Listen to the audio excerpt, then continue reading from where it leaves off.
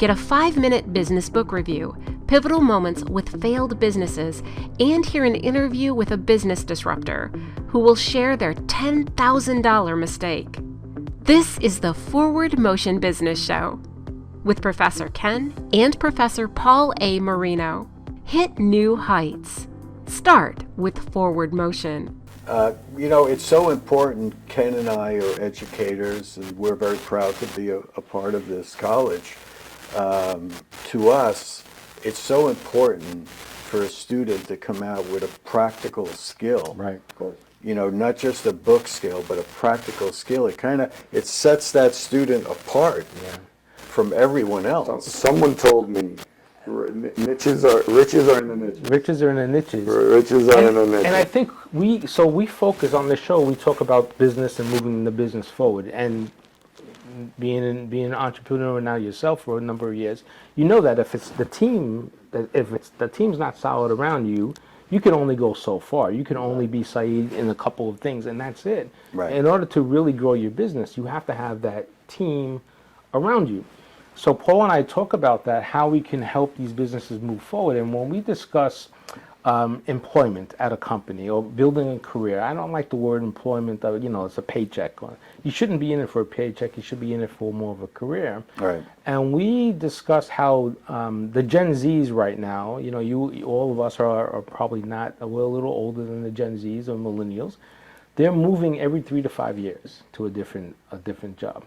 And Paul and I are thinking, well, maybe it's because they're just not trained enough. They don't have enough background, enough solid foundation to stick around in the place. They're chasing the dollar, but not chasing the career. Right. And we think that should be changed a little bit. Right. It's a very short-term view that is not going to help them in the long run, in my opinion.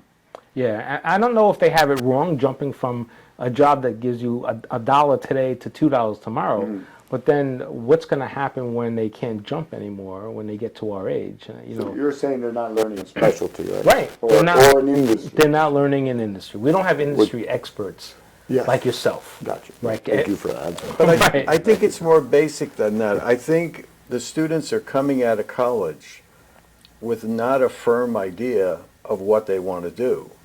I think had those same students done 3 or 4 internships during their college career, they could say, I like this industry, I don't like that industry. They need that practical knowledge, because what you think an industry is far different, or could be far different, than what an industry actually is. Very true. My father always said, work at that stage is paid training. Yeah, Yes. paid training. That's a very good. And that's what you need. So now let's talk to you in terms of the floral industry. What are 3 things that you think, being in the industry, an industry leader, what are 3 things that someone coming into the floral industry would appreciate? What are 3 things that come top to mind that, okay, this is unique, and you could build a career off of something, of this quality, or this characteristics? I guess it always rings true to me is the purpose, right? That you are, some people say, selling happiness, emotions, what have you, affecting people's lives. That's for sure. If you put it down, you look at it, comfort. Look at COVID, sales went up. Why? Because it comforted people. Yes. So that to me is forgiveness. I only give flowers when yeah, my I'm wife's sorry. married. Right. Exactly. But that to me was really meaningful. And then creativity is another one. Because if you're at the florist level, or you're not even at the florist level, you're at the wholesaler selling the florist, there's also a sense of creativity, of color, and then there's also excitement. It never stops changing. It's always different. The seasons go, the weather comes, it's something's hot today, that wasn't tomorrow. So it's always changing, and you have to stay up with the numbers. And then it's not like, for example, you're not at the end product of doing cups or T-shirts, right? So there's so many fluctuations and so many moving parts that there's so much to learn as well. Yeah, that's a lot more. That's a good comment. I would bet that most people, particularly students, don't have an idea how broad the flower industry is, from the farm all the way to distribution, all the way.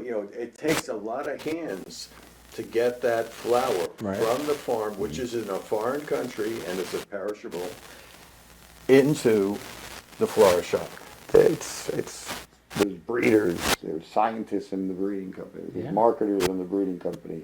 Then it goes from breeding educators in the breeding company, designers, then it goes from there to the farm, then everything that takes on at the farm level, then the logistics that got it there, that truck that got it. Right. So it's just the box, the strap at the box, So there's all these moving the fertilizer that fed the flowers.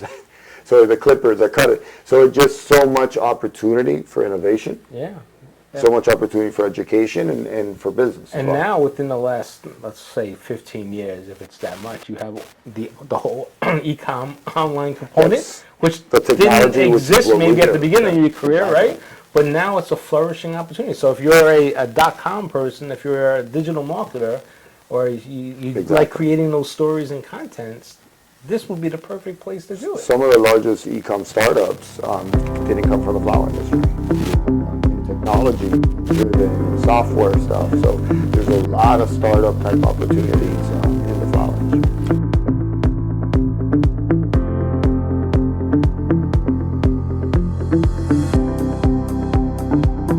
Hit new heights. Start with forward motion.